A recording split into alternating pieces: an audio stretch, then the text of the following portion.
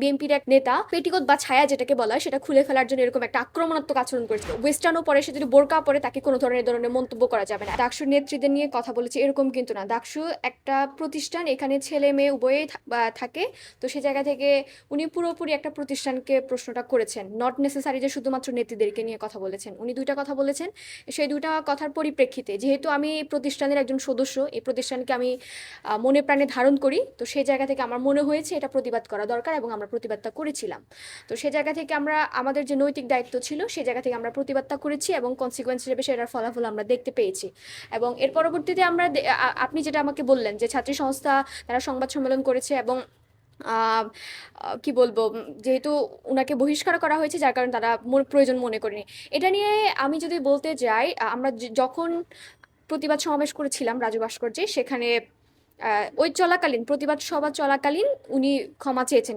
এই ক্ষমা চাওয়াটাকে আমি খুবই সাধুবাদ জানাই। এই ধরনের কোনো একটা মানুষ যখন ভুল করবে, যখন কেউ তার ভুল স্বীকার করবে, সেটাকে আমি খুব স্বাগত জানাই। কিন্তু দেখুন, একটা মানুষ যখন দায়িত্বশীল জায়গায় থাকে, তো তার যে বক্তব্যটা সেটা কিন্তু আর ব্যক্তিগত থাকে না, সেটা একটা দলীয় পর্যায়ে দায় হয়ে যায়। তো সেই জায়গা থেকে উনাকে বহিষ্কৃত করা হয়েছে বোধহয় তার পরের দিন। তো সেই জায়গা থেকে আমার মনে হয় যে এটা আসলে শুধুমাত্র মুসলিম নারীদের বা বৌদ্ধ নারীদের বা খ্রিস্টান নারীদের ক্ষেত্রে বিষয়টা কিন্তু এরকম না।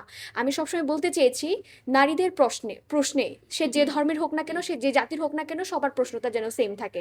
এবং একই ক্ষেত্রে আমি আরেকটা সোশ্যাল যোগাযোগ মাধ্যমে আমরা দেখেছি, বিএনপির এক নেতা সে বলছিল যে নারীদেরকে পেটিকোট বা ছায়া যেটাকে বলা হয় সেটা খুলে ফেলার জন্য এরকম একটা আক্রমণাত্মক আচরণ করেছে এবং এই ঘটনার আমি নিন্দা জানাই, তীব্র প্রতিবাদ জানাই। এই কারণে আমি সবসময় যেটা বলে আসছি, নারীদের প্রশ্নে যে কোনো নারী, সে যদি ওয়েস্টার্নও পরে সে যদি বোরকা পরে তাকে কোনো ধরনের মন্তব্য করা যাবে না। এবং আমি মনে করব যেসব নেতারা এই ধরনের মন্তব্যগুলো করছে এবং সেটা ব্যক্তিগত হিসেবে চালিয়ে দিচ্ছে, এটা জাস্ট একটা এক্সকিউজ ছাড়া আর কিছু হতে পারে না। আমি মনে করি কোনো দায়িত্বশীল ব্যক্তি যদি এই ধরনের মন্তব্য করে, তাহলে সেই দায় কিন্তু তার দলেরও। তো সেই জায়গা থেকে আমি অনুরোধ করব, সামনে যেহেতু নির্বাচন, জামায়াত হোক, বিএনপি হোক বা অন্য যে কোনো রাজনৈতিক দল হোক না কেন, তাদের ইস্তেহারে যদি নারীদেরকে সম্মান করতে না পারে, তাহলে আমি মনে করব যে এই যে সামনে যে সবাই যেরকম বলছে নতুন বাংলাদেশ, আমরা অনেক কিছু প্রত্যাশা করি, নারীদের জন্য নারী বান্ধব যদি পরিবেশ সৃষ্টি করতে না পারে, তাহলে আমার কাছে মনে হয় না যে আমাদের ভবিষ্যতের যে রাজনীতির ক্ষেত্রটা আছে নারীদের ক্ষেত্রে, সেটা সম্পূর্ণভাবে